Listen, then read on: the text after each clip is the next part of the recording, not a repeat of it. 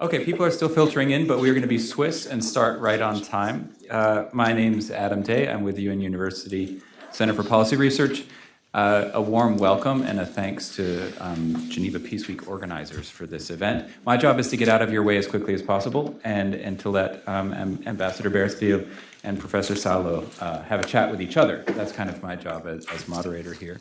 And I really want to thank Ambassador Baeriswyl in particular for coming, because this is a very busy month for Switzerland on the Security Council as president. And this is a kind of extension of an ongoing series of discussions that Geneva Peace Week has been doing, exploring the synergies between New York and Geneva. Last year there was a physical back and forth, and this one it's a dialogue with thanks to Zoom. And we're really fortunate that this coincides with Switzerland's presidency of the Security Council, because we get kind of a live moment to explore what's actually happening in New York at the top, at the apex predator of the UN.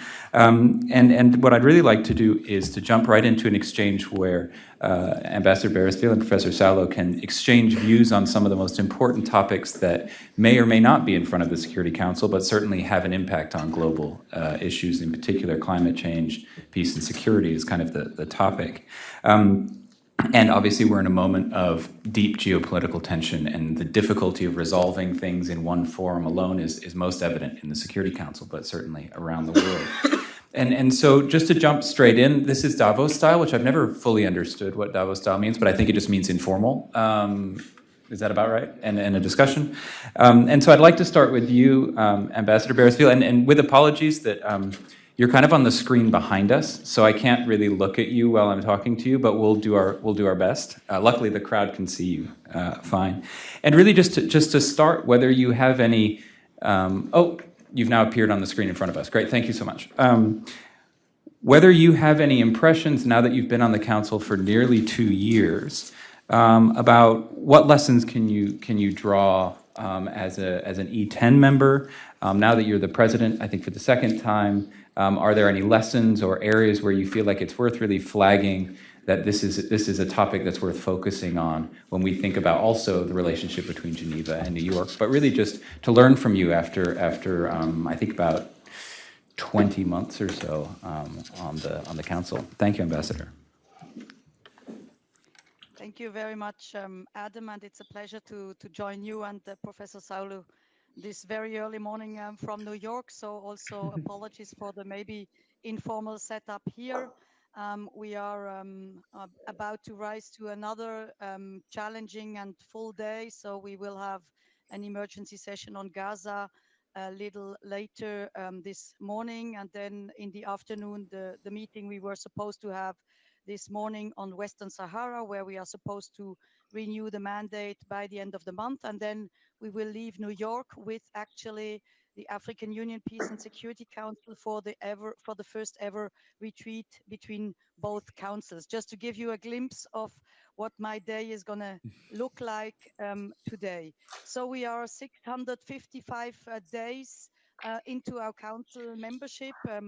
That's 5 days ago. That's when we raised the Swiss flag in front of the council chamber at the stakeout.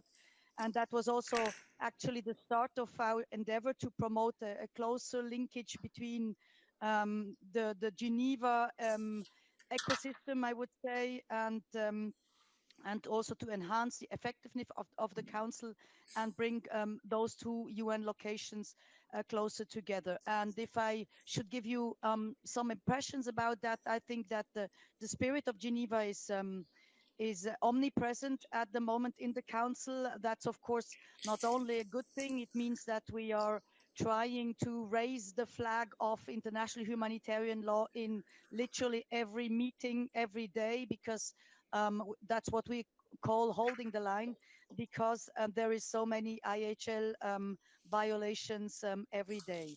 But there is also more interesting linkages. So earlier this week, with the president of the APFL and the ICRC, we opened an exhibition at the entrance of the UN, which is called Deepfakes and You. And this is about kind of innovation and modern technology, trying to raise our awareness about the risks, but also showing solutions. So we are talking about deep fakes here and how they can manipulate, for example, in a conflict context, how they can challenge the actors and expose the civilian populations to additional risks, but also the question how we can counter that.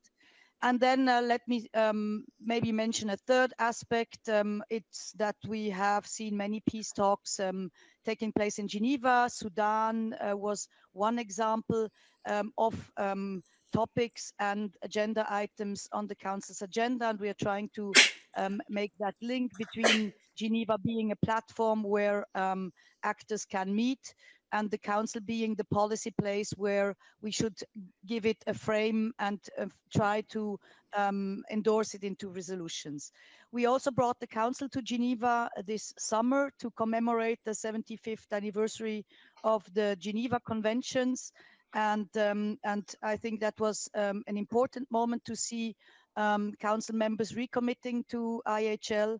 But it also gave us the occasion to show to the Council members in the afternoon some of the Geneva science actors and how they could maybe help our work in the Council. And let me maybe say what we need more, though. It's a strengthening between institutions, such as with the Human Rights Council. While we, of course, acknowledge that there are different roles, we have also advocated for the clear benefits of closer ties. And since we joined the Council, I'm happy to note that Volker Türk has addressed the Council at several opportunities, starting with our presidency last year in May. But he will also join us at the fireside chat with both the Security Councils of the African Union and the UN tonight. So maybe leave it here and come back to the E10 question, which is a little bit of another question later on, because I think there is as much to say about the role of the elected members as about the linkages between Geneva and New York. But maybe I can address that in a second intervention so that I'm not too long. Thank you very much. Thanks so much, Ambassador Baeriswyl. And I also would like to come back to this question around disinformation and deepfakes and trust, because I think that's an important topic that you raised. And it actually leads a bit to the WMO, World Meteorological Association, and the generation of evidence in science.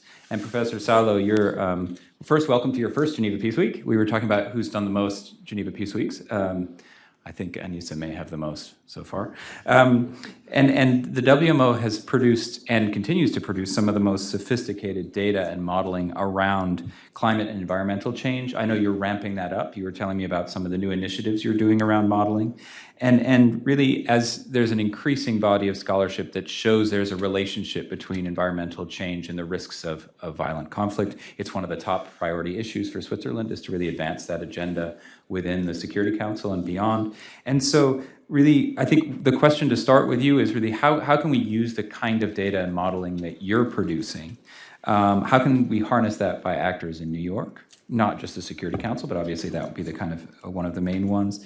And then I think if there are specific trends that you think we should be paying attention to globally, that you think are maybe high risk or worth focusing on in a discussion like this, we'd love to start with that. Thank you so much, Professor.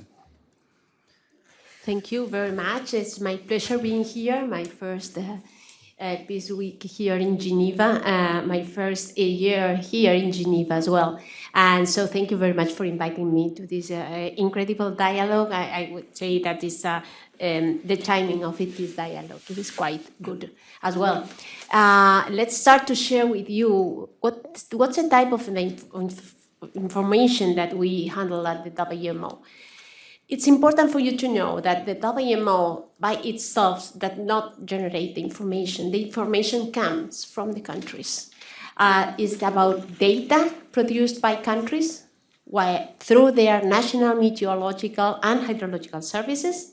And it's about modeling, it's about forecasting at the global level and also at the regional level that is also done by the countries and or regional agreements.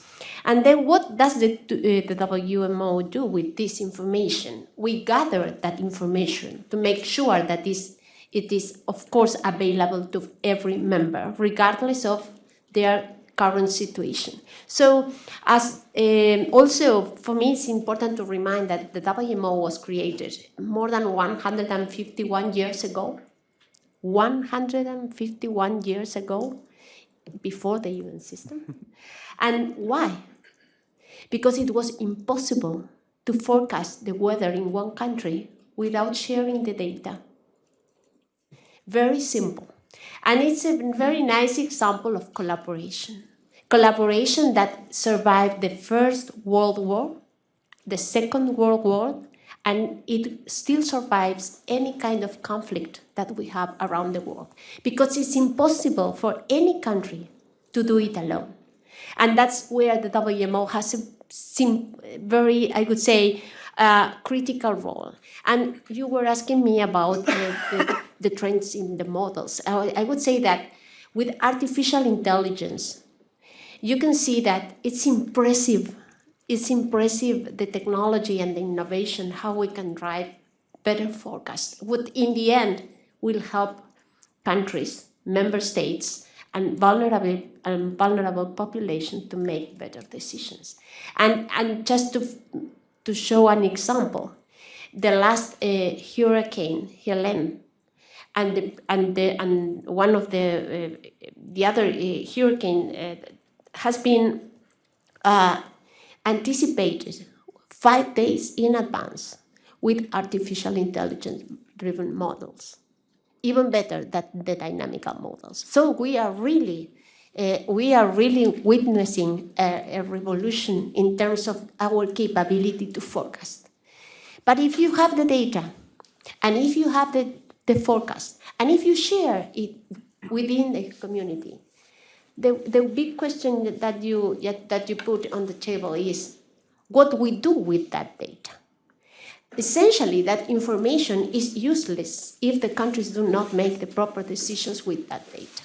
And if we move into the peace and security operations, if they don't use the data that WMO gathers, we are losing opportunity to save lives.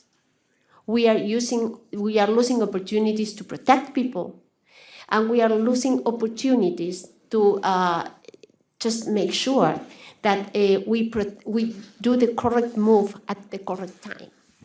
It's about using this information where we start to benefit from having this information. And that is where we see a huge opportunity to collaborate between Geneva and, of course, New York, thinking Geneva as a hub of the scientific and knowledge hub from the UN system, and New York as the hub for diplomacy and peacekeeping and all the other activities and of course, discussions. You mentioned also about trends. What trends do really are of our concern? Well, you know, climate change is part of our daily life. It's not something that will happen in the future. It's something that is happening now. And climate change translates into more extreme events. That is more severe droughts, more severe floods, more severe rains, and wildfires, and many other impacts. So this is a trend that really is of great concern. And again, the WMO, through the National Meteorological and Hydrological services, can help avoid huge impacts that are associated with these events. And maybe just another quote that for me is important. When we speak about risk, and we are trying to protect our people from risk, we speak about a hazard. Mostly we are engaged, of course, WMO with natural hazards. You speak about at the intersection of vulnerability and exposure. So If you have now nobody living in a place and you have a huge storm, okay, the risk is very low. The hazard may be extraordinary, but if you don't have people there, the impact and the risk will be small. But if you have a hurricane like the last one in the United States, and you have the exposure and you have the vulnerability, you have all the ingredients to have risk. And that is what you want to tackle. That's what you want to handle through a different approach. And that is where you need collaboration in place. That would be my point for this first question. Thank you so much, Professor. And I do want to come back to a couple of these points also, especially this one around cross-country collaboration, where I think if you look around, at least the UN system, there are so few moments and issues in fora where you can actually generate a really constructive collaboration, and you may have just pointed to one. So I do want to come back to that, and also to the extreme, the points you make about extreme risks. I like the term global weirding rather than global warming in terms of the extremity of things. But I wanted to also pick up on this and come back to Ambassador Baeriswyl, because Switzerland's really been one of the leading voices on trying to bring not only environmental change into some of the formats like the Security Council, but also science and data into these bodies. And the topic, which used to be called climate security, I think it's now being called climate peace and security, was one of the highest priorities of your government during the council. I think it's been a quite successful, I can't remember exactly how many months, 21 months on the council. But it's also come at a moment when African countries, in the A3 in particular, are really raising an alarm bell about this issue and have been really vocal advocates for taking on the question of climate peace and security in the council, given how strong the impacts are there. But there's also resistance, and you see that kind of back and forth within the council, where some members are very resistant to a broader acknowledgement of these changes.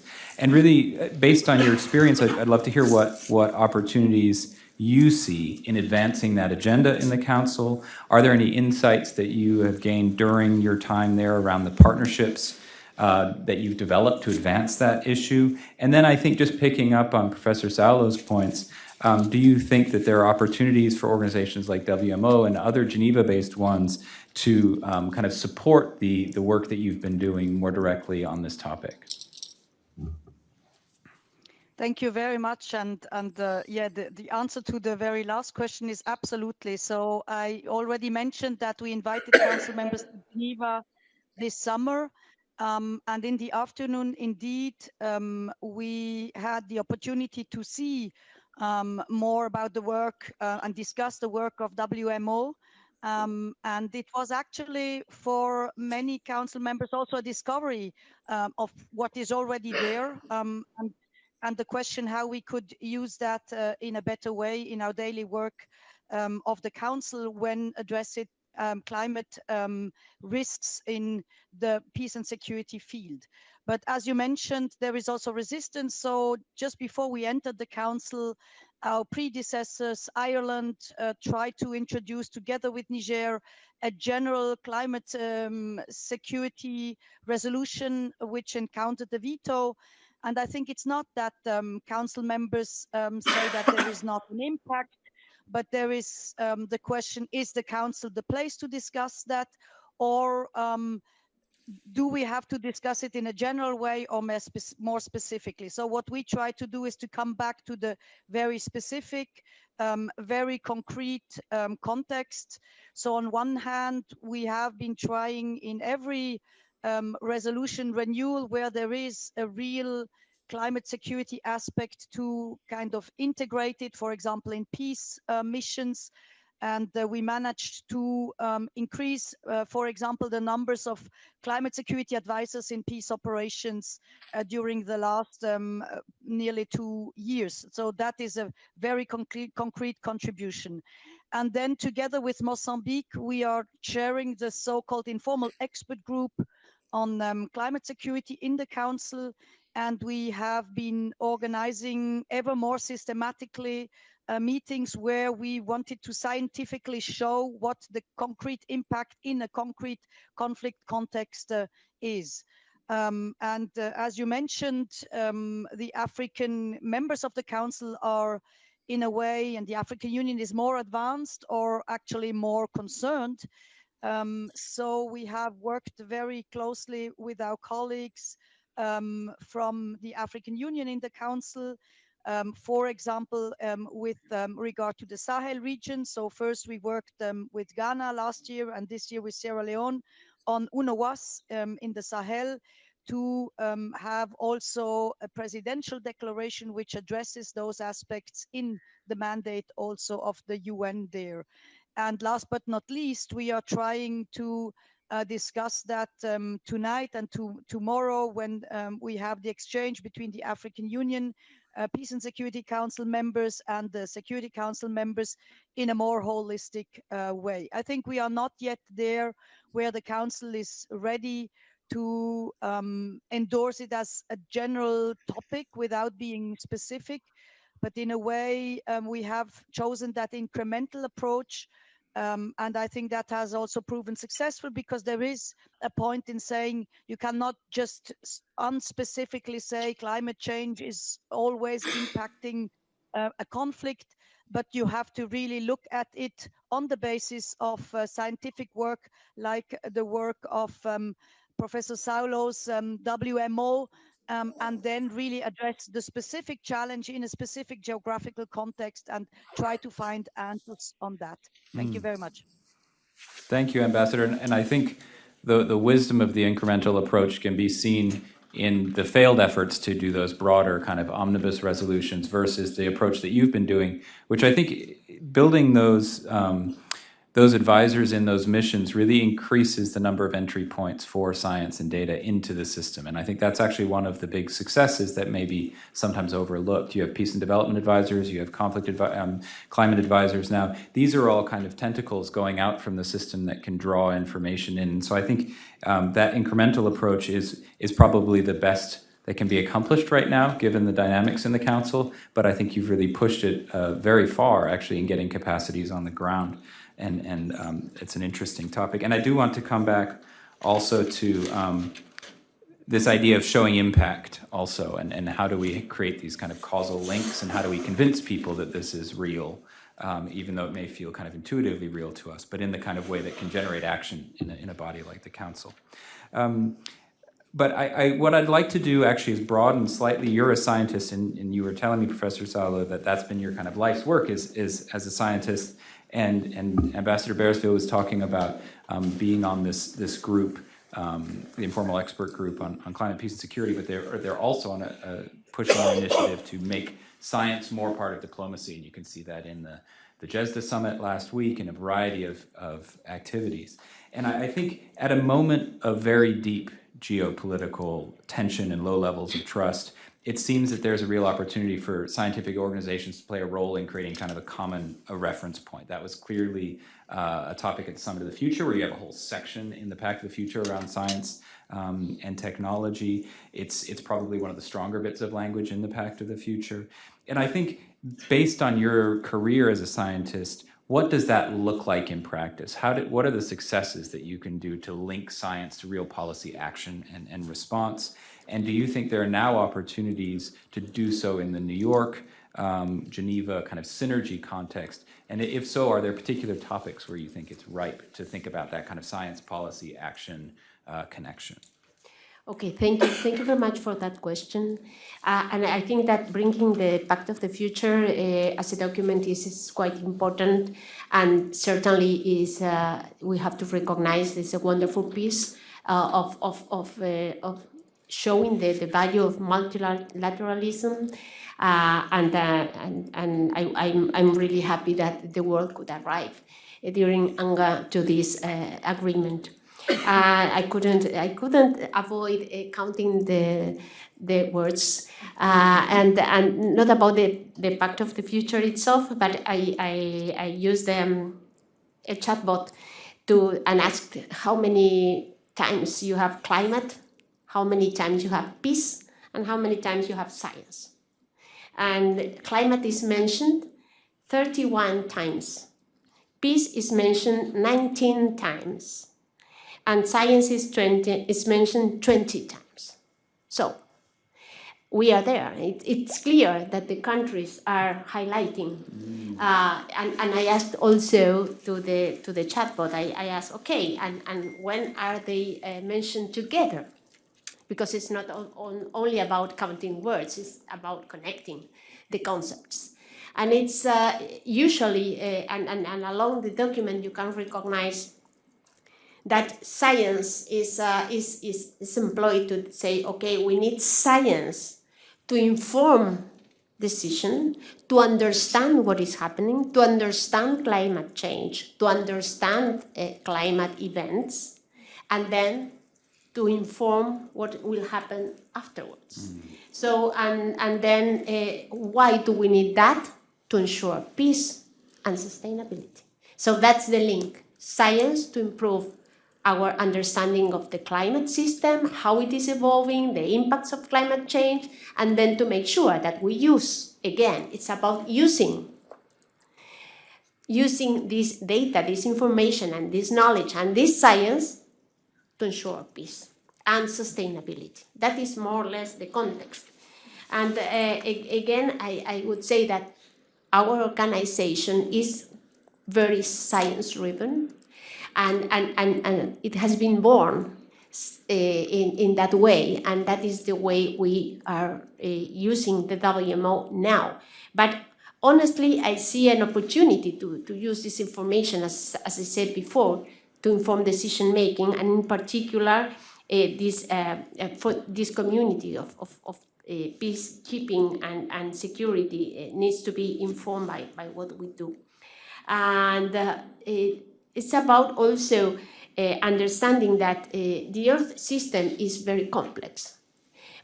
Very complex. And when I say the Earth system, I speak about the atmosphere, the land, the water, the cryosphere, which is the ice component of the system. They are all intertwined and interlinked, and one responds to the other. So now we are witnessing not only an increase in global temperatures, but here particularly in Switzerland. You all know that the glaciers retreat has been impressive. 10% of your glaciers have been melting in the last 2 years. And that is the source of water. And water is a source of life and a source of peace, and or can drive conflicts. So again, it's about using this knowledge to avoid conflict, to be prepared beforehand to avoid conflict, because it is obvious that all the people need food and need water. And we as scientists know that there will be conflicts because of a lack of water, or maybe too abundant water that can be translated into a disaster.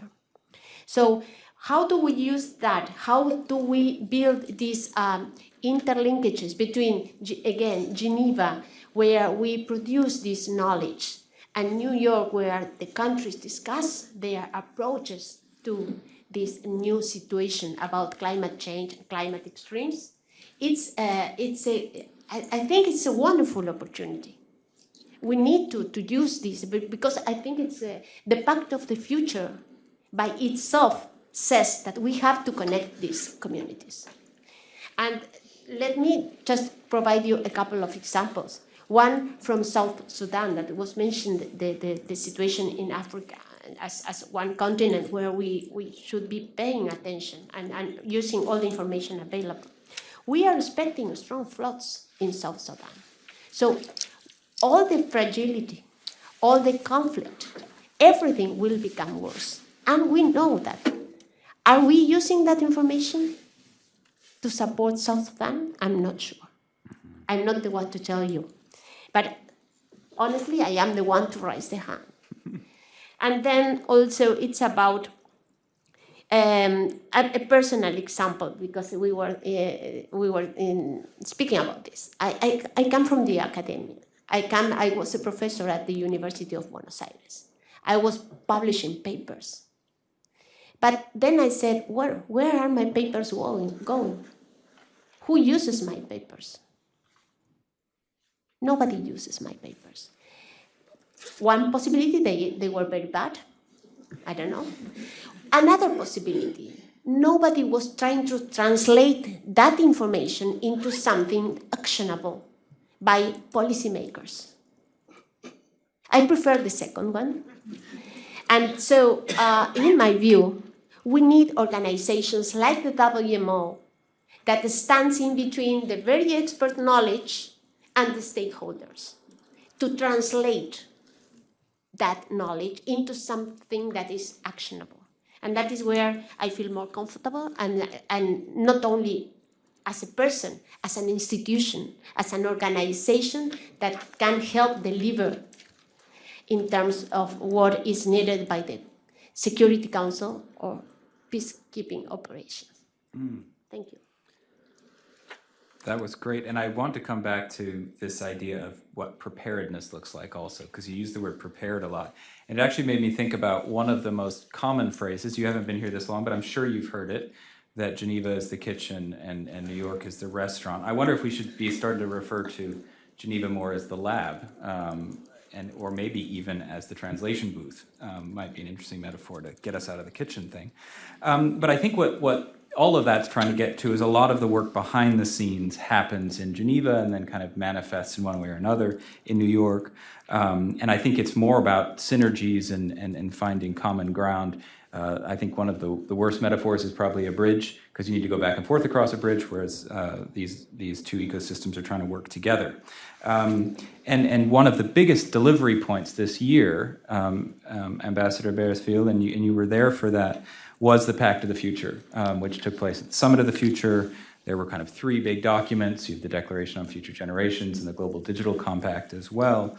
And some of the recommendations around peace and security are very Geneva-focused, around disarmament. Some of them are very New York-focused, around reform of the Security Council.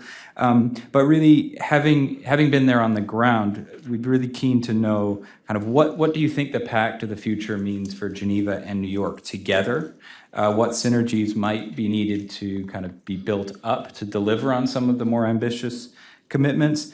And really, if we've got a very full room here, is there a bit of a to-do list you could make for people based in Geneva? What should we be thinking about doing to make all of this happen going forward? Thank you. Thank you. Wow, all those questions. And maybe just let me say, I know this idea of kitchen and restaurant, and it's actually nice to sit in the restaurant and not to have to be in the kitchen. I'm just not sure in this completely crazy and confused world if that is true still, right? Because the idea was, well, Geneva is less politicized and New York is the policymakers and is very politicized. And I think there is not so much of a distinction between all of that anymore. But that has to make us very pragmatic and trying to really use the best of both places and work closely together. So the Pact of the Future was a huge thing. And the baby, which had a lot of birth challenges, up to the very last moment, I was standing really at the side with my president because I didn't want it to expose her to the last maneuvers of no action motion. So I think the good news is we finally managed to get that Pact of the Future. The good news is, and I think Professor Saulo mentioned all those words in it, which are important and often mentioned, and it's not a given. The maybe more challenging news, it still sounds very abstract. So if you say we are in the field here for the Pact of the Future, I think for the normal people outside world, outside the Geneva policymakers and the New York policymakers, it still sounds very abstract when they read the Pact of the Future. So our really very first duty is to make that thing relevant now to people so that they can understand what we are actually doing. And I think if we look at the document, it's actually for a policymakers document with 193 countries fighting around it. It's actually surprisingly concise, and 56 actions, almost all bring with the opportunity for the UN system to be better connected, not just between New York and Geneva, but generally speaking between operational systems also in the field and the policymakers. If we look at Action 27, that I think is one which is very relevant for the New York, Geneva, well, not bridge, but communities, because it speaks about what Professor Saulo has been discussing. It's really seizing the opportunities associated with new emerging technologies and addressing the potential risks posed by their misuse via science. So that's, I think, one of the very relevant aspects for both ecosystems. And let me just mention that next Monday, our head of department, Minister Cassis, will be in New York and will be trying to bring the expertise of Geneva into the council chamber with UNIDIR, DICAF, Professors Bloch and Cortin briefing us on the anticipation of the impact of scientific advances on peace and security. And there has been quite some interest by council members. It's not the very first time that we speak about science. We had a briefing about and on artificial intelligence last summer. And we are also hoping that council members will, of course, then follow up on what we are trying to discuss next Monday. So I think that is really, anticipation is a field where the Geneva expertise is really most relevant for New York, and which is something which was in the Pact of the Future. And this is, of course, linked to the overall magic or not so magic work, but urgent word, and that's prevention. I mean, we are in a world, I called it a crazy world. We are in a world with 120 conflicts. We are in a world where all our countries are under a tremendous budgetary pressure. We are running out of money, and we have humanitarian needs increasing dramatically. So if we do not manage finally to address prevention in a better way, that's going to be really very hard for all of us, as much in terms of the humanitarian consequences, the peace and security consequences, the economic consequences in the world. So I think prevention is a really huge topic in the Pact of the Future. Of course, I don't know how many references to the word there are in the Pact of the Future, because it's a very tricky and also contested world. But it's actually something where Geneva and New York could and should work closer together. And then, of course, also let me mention Geneva's experience in conflict mediation and peace building. And we will have the peace building architecture review next year. So this is also some field where Geneva is best positioned to really nourish and help the discussions we have in New York when we try to reinvigorate and strengthen the peace building architecture we have here. And yeah, we have remaining 77 days in our council mandate, and of course we will try to continue to bring this Geneva experience and expertise to New York, but we will certainly also continue after that, because I think that those links are so strong that it doesn't even need us in the council to put some light on it, but it's actually very clear that that Geneva and New York and other places under the Pact for the Future will have to work in an ever closer way together if we want to kind of change the trends which are going in the wrong direction. Thank you. Thank you so much, Ambassador. And I have one last question before, so start in the audience thinking about questions for you. But I think your frequent reference to prevention is really important. Also, I mean, there's a Swiss initiative from 2016, the Sustaining Peace Resolutions, which really broadened even the concept of prevention and found a way to make it much broader. I think the Pact of the Future is an expansion even further, where we're talking about preventing large-scale suffering and harm to the planet. So we're at a very broad understanding now. And I wonder, I don't know who's got a chat bot, but I'm guessing the word future shows up more times than climate, peace, and science combined in that document.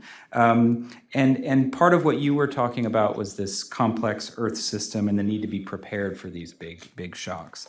And I think if there's one big theme in the Pact for the Future, it's that sense of needing to be prepared for a very uncertain future where we're not sure which tipping points we might cross or what thresholds we might reach. There was a proposal by the Secretary General to have an emergency platform. The language around that is still there, even though the specific proposal isn't there. But I think his idea, even going back to the common agenda, was we could have another pandemic moment, we could have another 2008 financial shock, we could have nuclear war. We need to be ready for the big systemic shocks, and the Pact of the Future is meant to be preparing us. I think Ambassador Baeriswyl used the word prevention is another way of thinking about it, for maybe preventing some of those shocks. And so when you look at the Pact and the Declaration on Future Generations, what really stands out to you, and what do you think it might take to, I guess, future-proof the UN and make it more prepared in the way that you described earlier on? Well, let me start by quoting what the ambassador is saying in terms of, well, first, congratulations, because I know that you were working very hard, not only you, but all your colleagues there. Just to mention that this is a very high-level declaration, the Pact of the Future. I believe that it's about how they are going to implement something that addresses all the recommendations that are highlighted in the Pact of the Future. And there it comes again, where the collaboration between Geneva and New York stands very clearly, at least in my view. And going to the restaurant and kitchen example, and I understand that the ambassador says, okay, maybe it's so much complex, so much more complex than we can see from the restaurant and the kitchen. But still, when you tell a country, okay, connect science to understand climate, and then to make sure that you have a sustainable future. What can I do? It's okay, I fully subscribe this idea, but what can I do? And it's about then how we help countries to implement, to solve their concrete actions. And there it comes Geneva again, through ITU, through WMO, through many other organizations where we sit with the country. We work with the National Meteorological and Hydrological Service and said, okay, what do you need to have better forecasts in place, to have better early warnings in place, to connect your information, your climate information with the agriculture production, with transportation, with development. So we need to translate these complex and important statements. I don't want to, not to put the high credit they have, but then you need to translate that. And that happens at the national level. And that is where the least developed world, the small island development states, the developing world need more support to translate this information in a meaningful way. And again, it's about New York recognizing that there are specialized agencies that can help implement, and these specialized agencies be in dialogue through Geneva and New York with the high-level policy making, because honestly, most of the world, I would say most of the countries in the world, sometimes do not understand that to address climate change, they need to have empowered national meteorological and hydrological services. They don't understand that. They discuss and they sign this Pact of the Future. They sign the Digital Compact. They sign the commitment with the youth, but they don't know how to translate that. And we have concrete tools to help them translate this. And just to put something on the youth, and I think I see the Pact of the Future as a great tool, and the Digital Compact as well. And what the WMO produces is essential information, data. But data needs to be accessible and needs to be manageable by everyone. So again, it's about how we help countries use the data we provide to have meaningful information. So the digital compact, again, gives us an opportunity to make sure that it's not only about having data, it's about accessing data and translating data into actions. And for me, that is a strong piece of what we can provide from Geneva in connection with these big decisions that are taken in New York. This word translation really seems to be one of the key ones in terms of not only translating a general pact into a theory of action, but also translating data and science into something that is understandable. It should be second nature to the Swiss, who are all, as far as I can tell, speak at least 4 languages. So translation should be second nature. I think we have folks with a microphone. We have time for maybe 4 questions or so. Please be brief, make it a question, not a statement, and briefly say who you're. Please go ahead. Lily can start. We do need the microphone so Ambassador Baeriswyl can hear. Does anyone else want to do a question? Who's coming next? Go ahead, Lily. Thank you so much for this important panel. Lily Hunzimana with the Baha'i International Community. I'm curious about, for either of the panelists, if you might be able to share examples of best practices on knowledge transfer, because I think now some of the key issues are, so there are these very high-level policy documents, but then often the technological know-how resides in one part of the world, but then there are individuals, I'm thinking in developing countries, who have the desire to be able to participate in these prevention or preparatory processes, but then the transfer of information and practice is where the conduits that allow for that to happen, so that people are also producing knowledge that is relevant to the very specific geopolitical, geographic locations that they're located in. Thank you. Thanks, Lily. Are there any other questions? I saw the beginning of hands. There's one in the back there. We'll take maybe, I think we've got time for 3 more, as long as the questions are targeted and focused.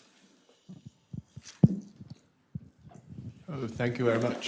I'm a Chinese journalist and I focus on economic reporting. So my question with regard to the WMO is basically about your early warning for all initiative, which is hugely relevant with economic development.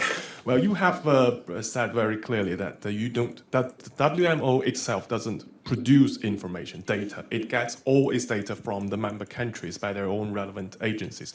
But when it comes to something as massive and holistic as early warning for all, we would be, by conventional wisdom, we would be thinking something like global surveillance. Do you think the mechanism of getting all the ingredients in the kitchen, by getting all the ingredients from the farms allocated in different countries, do you think this mechanism would still hold enough? Or are we at a time of breaking it one step further to have something to generate some data on your own, if possible? Thank you very much. What a great question that was. Does anyone else have any questions? You have a unique opportunity to have Professor Saulo and Ambassador Baeriswyl. If not, I warn you, I'm going to maybe ask a couple questions. It was all clear. Good. Okay. I'm going to just add one more in because we are kind of short on time. And Ambassador Baeriswyl, I know you need to go to your meeting right at the hour. I'd like to maybe just come back to as a third question. So we've got one question around knowledge transfer from Lily, one question around your early warning for all.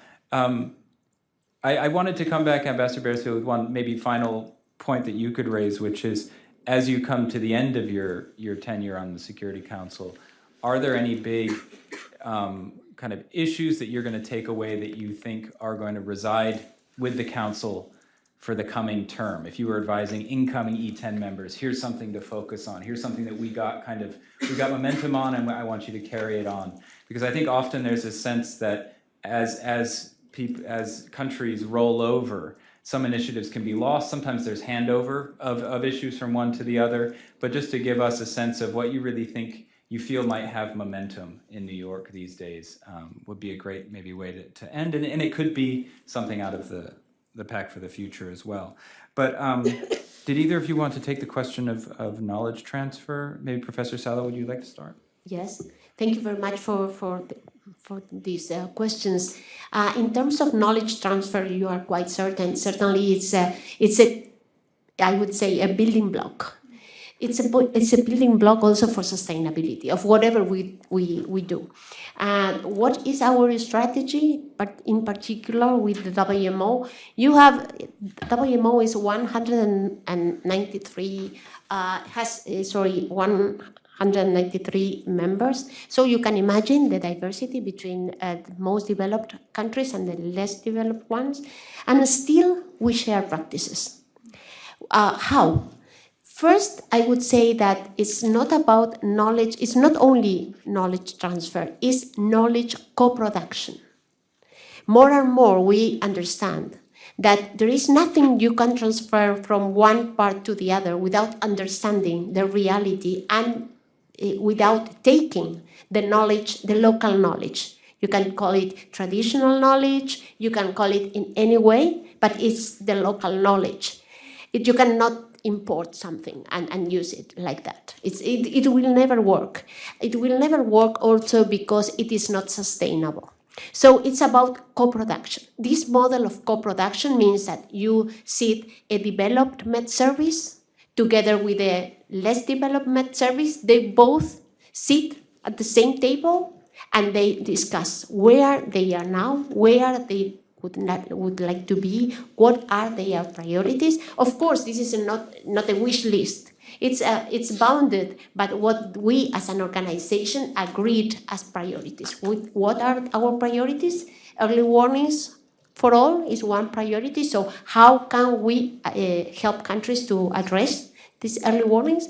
The other is how to improve the observational infrastructure, because you need data, and data has to exist all over the world. You need the Global South to produce data to get better forecasts.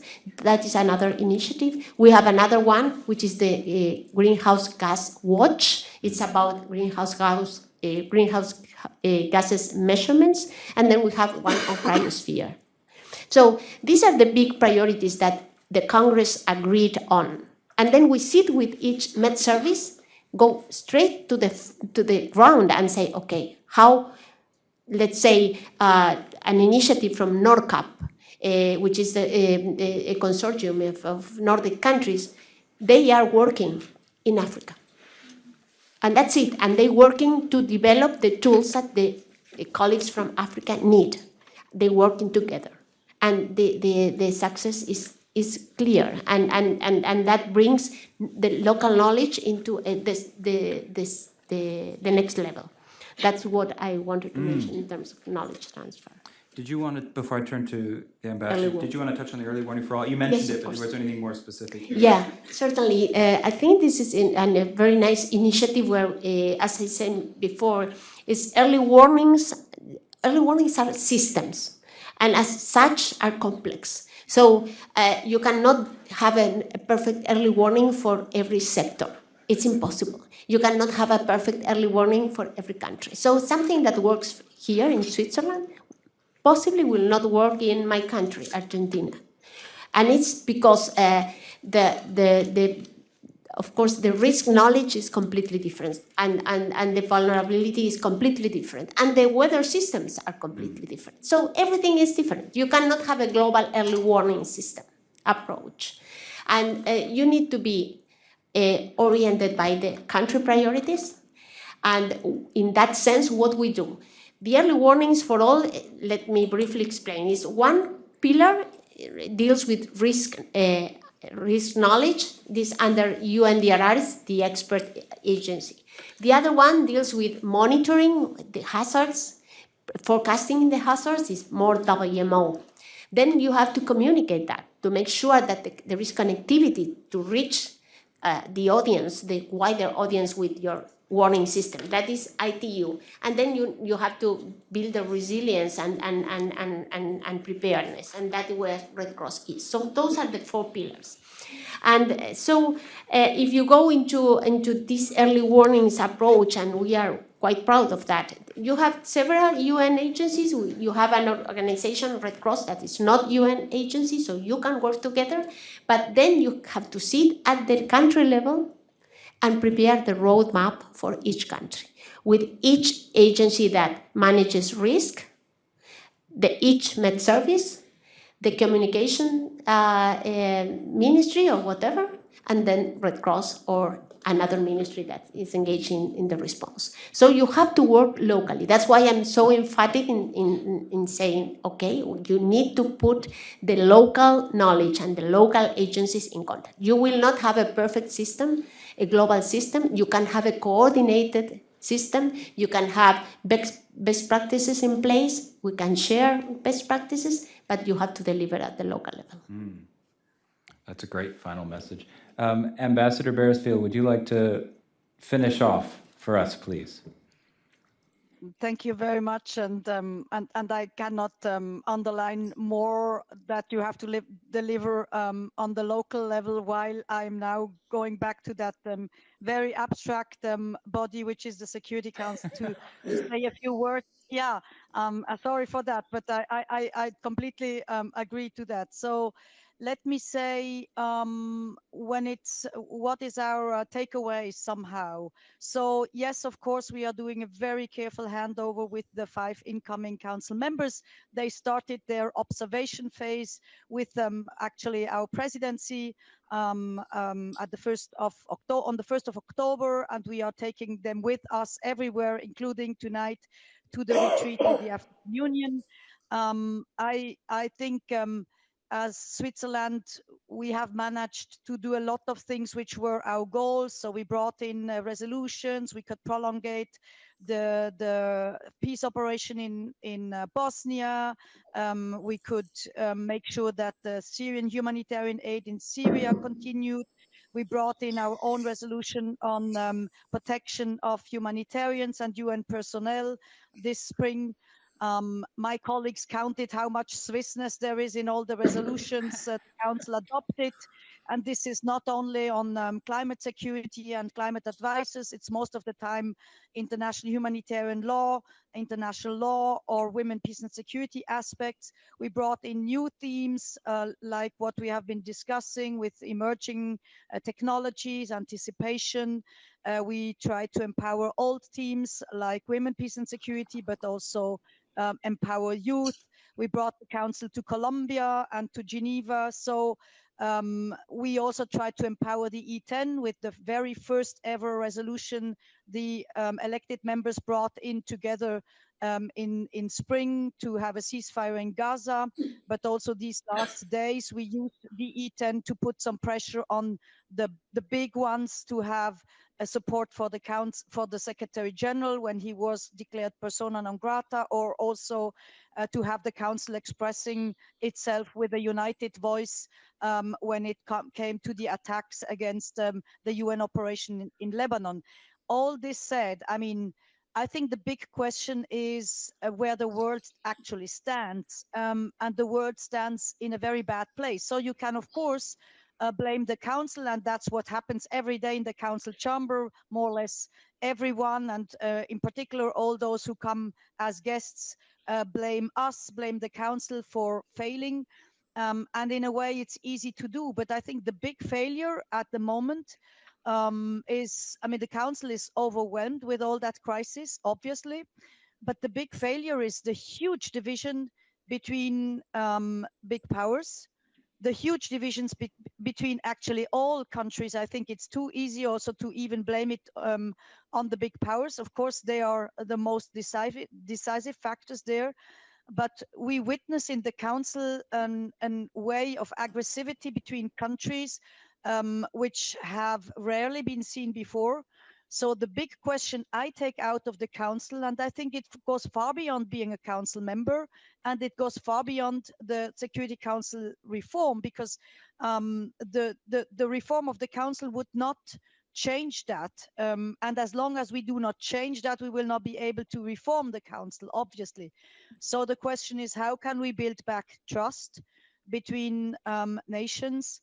how can we convince nations that we are at the brink of something really, really bad happening to all of us, and that it is in the interest of each and every country in the world to come back to this multilateral order which we have, which actually, if you read the charter, is still visionary. So I know it sounds a little bit like the priest in the church, but it's actually my deep conviction that we have to come back to respecting international law more, to see that our common interest, the common interest of nations, is to somehow keep the charter alive and respect it, because otherwise it's bringing us into a world we do not want to leave to our children. So sorry for that kind of priest-like finish, but I think that's what I take out of the council, and that also means that our mandate will not finish on the 31st of December, as it is not just our mandate, but it's the mandate of all the policymakers, but it's also much broader than that. It includes all stakeholders, because we all have a common interest in saving the world. Thank you. Thank you so much, Ambassador. I'm not going to try to top that at all. That was a fantastic way to end. I'd just like to leave you with what I think are essentially just 4 words that can capture some of this. I think the one that you came back to is trust, and the role of these kind of scientific and technological and evidence-based approaches to build trust. And I think there's a real case for that being made here. I think the second word is translation. It came up over and over again. How do you turn this evidence into a kind of actionable, meaningful, relevant narrative? The third one, I think, is preparedness, and I think this idea of positioning the multilateralism system for future risks is a common theme. You've spoken about some of the work that you're doing in the WMO. I think that one of the ways of thinking about Switzerland's, I think, very successful time on the Security Council is trying to make it do prevention without saying the word prevention too much in the Council. And that's honestly what I think you can say Switzerland's been doing since sustaining peace, at the very least. And then co-production is the fourth word, which is this idea that you can't just do things in the rarefied country capitals. You have to locally produce evidence and then build up from there.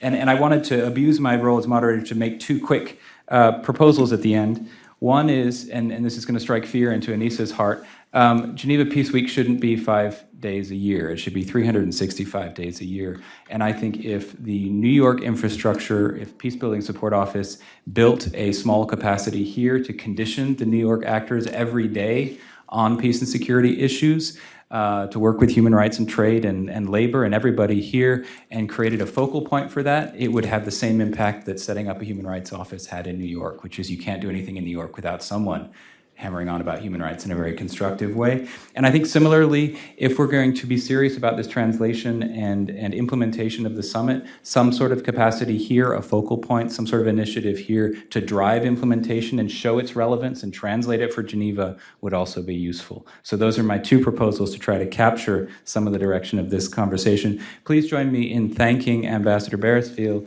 and Professor Saulo for taking the time to educate us all on this wonderful topic.